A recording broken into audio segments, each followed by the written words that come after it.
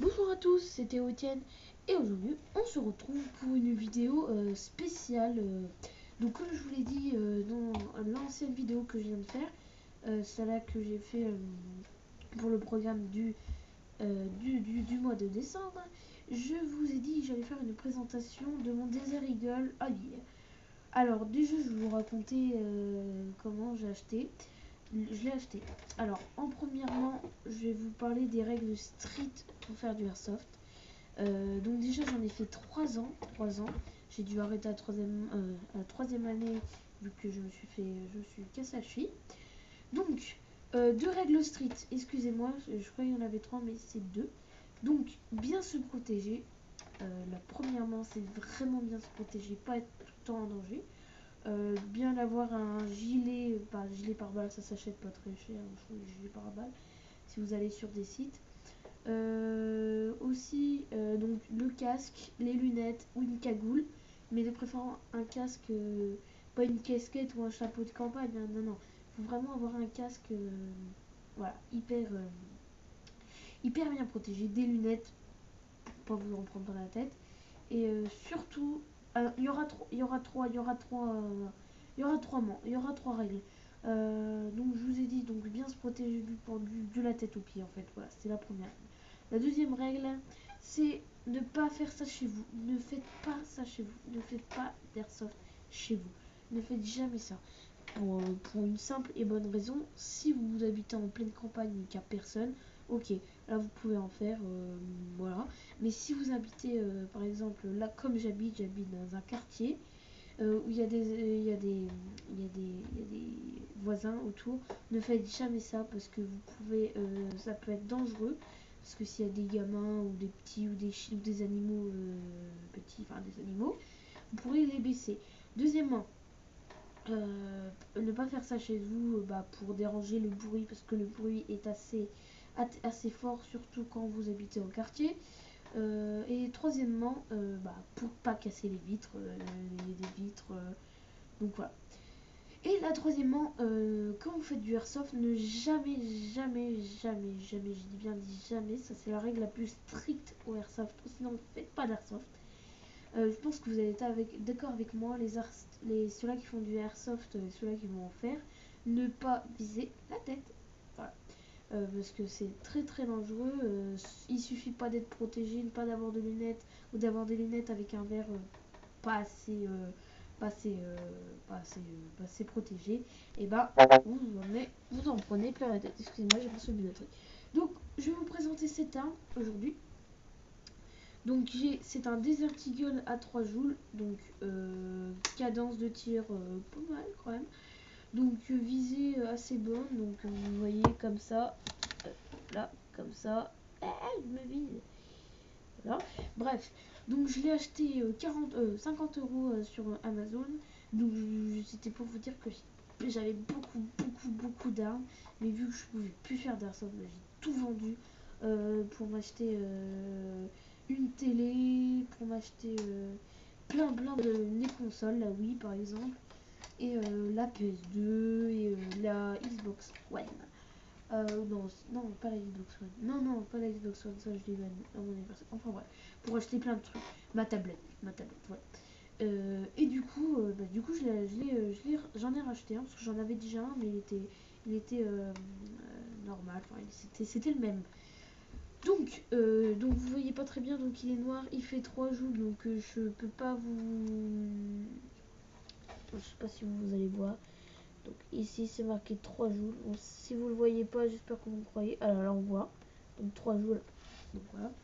Donc un chargeur qui contient au moins 10 billets, pas plus. 10, 11, 15 billes. 15 billes au maximum, ou sinon vous allez retrouver vous allez casser votre chargeur. Surtout, ça c'est super important. Donc un chargeur qui est comme ça, donc on peut ranger ses billes dedans. Pas trop en mettre parce que sinon voilà, le pistolet va être lourd. Alors il est déjà assez lourd. Je l'ai pas pesé, mais il doit peser environ 800 grammes, 900 grammes, un truc comme ça. Il est quand même assez lourd.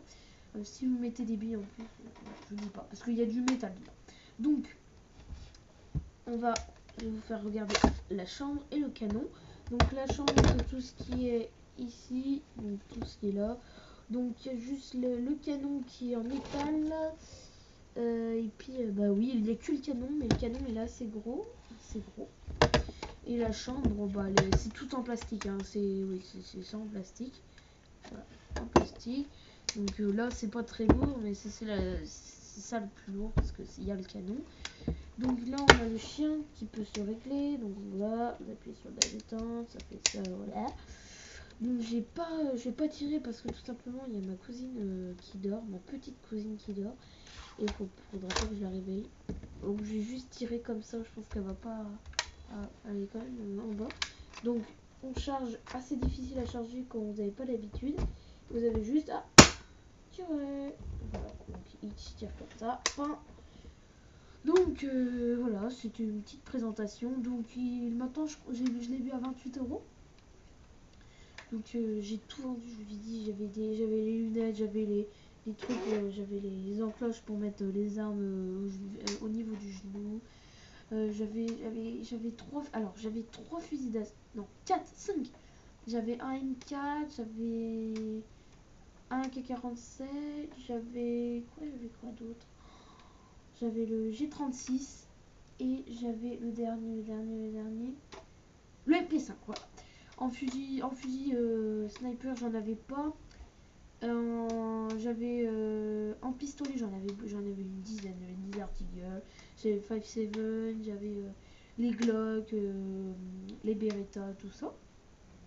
En pistolet mitrailleur, j'avais un Uzi, un mini Uzi, un Scorpion, un micro Uzi, et j'avais le MP5K. Voilà, c'est pas terrible pour y jouer. J'avais aussi des fusils à pompe, j'en avais deux. Un Winchester 1800, je sais plus. 1924, je crois, à Winchester, en tout cas, je suis sûr. Et j'avais soit un Remington, soit un SPA-12, je m'en rappelle plus. Non, je crois que c'était SPA-12. Je m'en rappelle plus. En tout cas, c'est un fusil à pompe. Mais le meilleur pour jouer, pour vraiment s'éclater, c'est avec les pistolets mitrailleurs, pistolets et fusils d'assaut. Alors, bien sûr, vous jouez 1 contre 1, 2 contre 2, 3 contre 3, 4 contre 4. Vous allez vous ennuyer à mort. Il faut vraiment être 5, 6, 7, 8, 9, 10. J'avais fait déjà une partie avec des étrangers, je m'en rappelle. Non, c'était pas des étrangers, mais c'était des autres. J'avais fait 3 compétitions. Attendez, je ramasse le chargeur. J'avais fait 3 compétitions. On a gagné deux compétitions. Et une fois on a perdu, mais bon, ça jouait à quelques points. Donc voilà. Donc si vous voulez trouver des armes pas chères, soit vous allez sur Amazon, ou si vous voulez vous prendre de la qualité de chez qualité, allez soit comme je sais plus, Tokyo Marvi ou moi spécialement je les ai achetés chez Tokyo Marvi, pas très cher. Les pistolets c'est ce qui m'a coûté le moins cher. J'avais un Python aussi, mais c'est le Python. Et c'est le fusil d'assaut et c'est le fusil à pompe qui m'ont coûté très cher. Mais bon, j'avais gagné 30 000 euros quand j'étais plus jeune. C'était pour l'auto, mais c'était dans un jeu télévisé. Du coup, j'ai pu faire ce que je voulais faire le plus. Alors, j'en fais plus souvent parce que déjà mes potes, quand j'étais, c'était en CE2, CM1, CM2.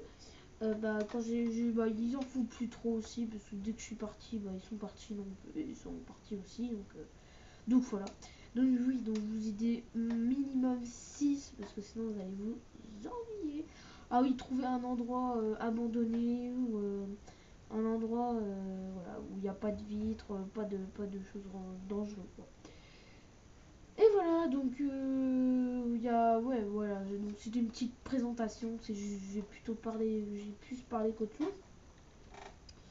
Donc voilà, donc bien sûr, protégez-vous bien et ne pas faire ça chez vous. Notamment, c'est plus de 8, c'est plus de 9 ans. Donc en CE2, j'avais 9 ans. Donc je pouvais en faire. J'avais joué contre des gens qui avaient 15 ans et puis on les a battus comme des troufs. Alors maintenant, je sais plus beaucoup tirer. Enfin, je tire bien, mais pas à des grandes distances, à des petites distances. Donc voilà, donc je vous dis à bientôt pour une nouvelle vidéo.